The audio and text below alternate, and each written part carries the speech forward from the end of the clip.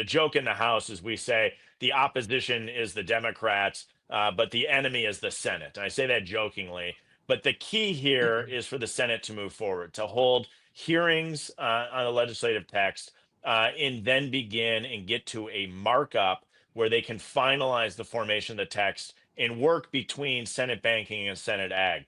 One of the most difficult things to do on Capitol Hill is to get committees to work together.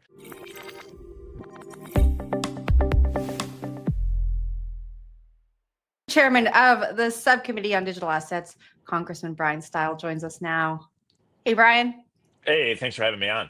Of course. Thanks for being here. We got to start with, I guess, the elephant in the room. The government is shut down. And I think folks who are watching this industry are wondering what that means for progress on legislation and what it means for agencies like the SEC and CFTC that are going to have to operate with a lot less employees.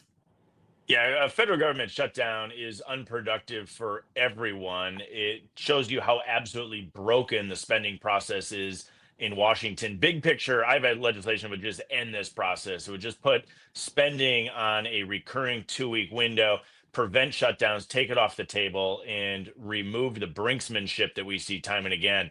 That's not going to pass in this short window here. How do we get out of this? We just got to fund the government for the next 7 weeks and then allow the negotiations to play out for the 2026 fiscal year appropriations, the spending process, as well as other policy priorities that people are bringing to the table.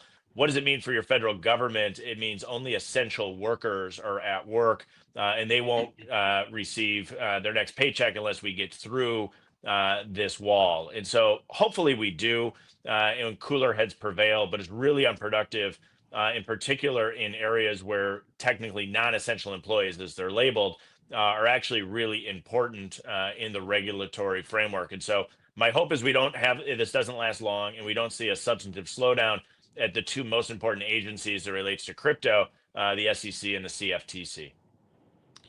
So, Congressman, although obviously the shutdown is important in the short term, in the industry, all eyes are on progress of the market structure bill. Obviously, the House has done its part. It passed the Clarity Act, and there's been a lot of cheering. But of course, we all know that for a bill to become a law, we need the Senate to also pass this, for some reconciliation to occur, and for a signature to also be placed on that document. So, how, from your vantage point in the House, what is your understanding of the Senate's progress in market structure? Yeah, I was excited to be part of the team that led the Clarity Act market structure legislation through the House and moved it over to the Senate.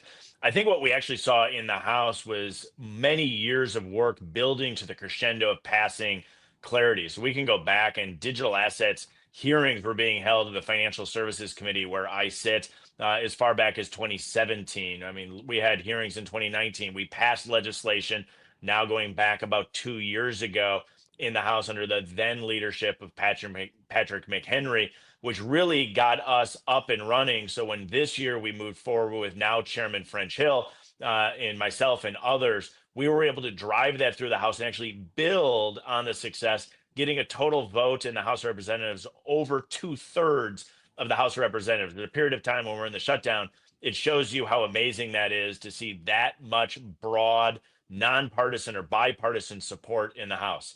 It now moves over to the Senate. The Senate does not have that track record of working in the digital asset space year after year for the past 5+ years.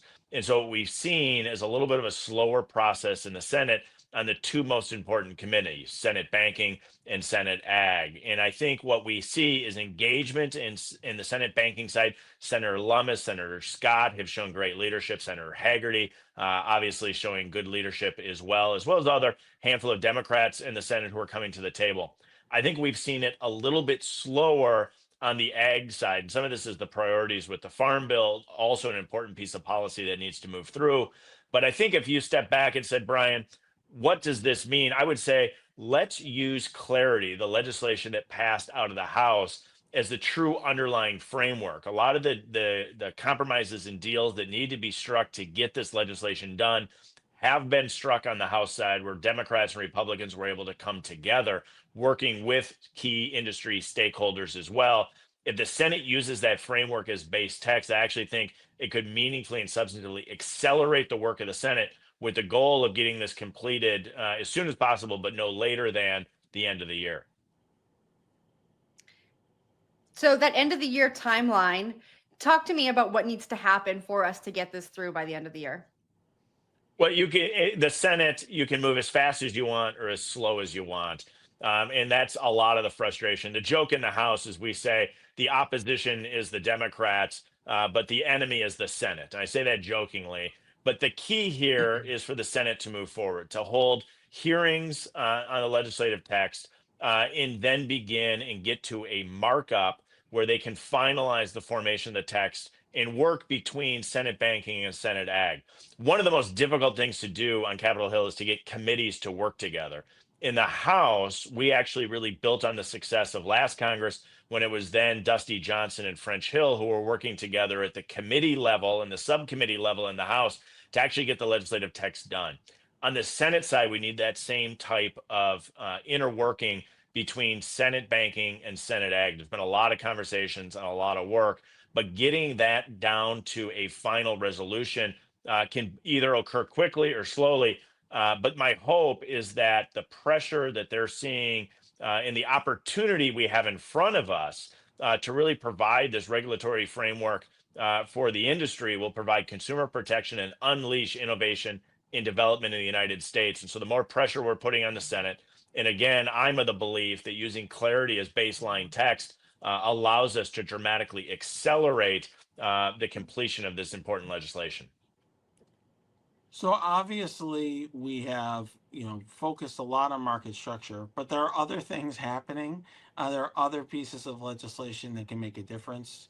I know, for example, there was a hearing just the other day on taxes and tax treatment in crypto. What else, if you could talk about that hearing and what else the Congress is doing that could potentially impact the industry. That was a really good hearing in Senate Finance, which comes back to what a core tax principle should be, is that you don't have a taxable event until you have a realized gain. If this was mining of actual gold, it's actually pretty straightforward. You don't get taxed if you're a mining company until you sell the gold, not the moment that gold comes into your possession. We should have a similar framework for digital assets and provide that clarity in the space, again, with the purpose of encouraging that innovation and development or mining here in the United States of America. The other big opportunity that I think is in front of us is to make sure that we're using the committee and subcommittees to actually oversee the regulatory agencies. And so if you're in the weeds, we overturned Chevron deference, giving a lot of power back to elected members of Congress and taking it away from unelected bureaucrats at agencies. And this then means as the SEC and the CFTC are working through the rulemaking of First Genius, which is also already signed into law, and hopefully in the near future, Clarity, what we can do is have a huge voice in making sure these rules and regulations are following congressional intent and that they're getting done in a timely manner. I think that is one of the biggest opportunities that we have in front of us, in particular following the overturning of Chevron deference by the Supreme Court a couple of years ago, or last year. All right, Congressman, we know that you are on a tight schedule here, so we are going to let you go. Thanks so much for joining the program, and I'm sure we'll have you back on the show soon. Thanks. Talk to you soon.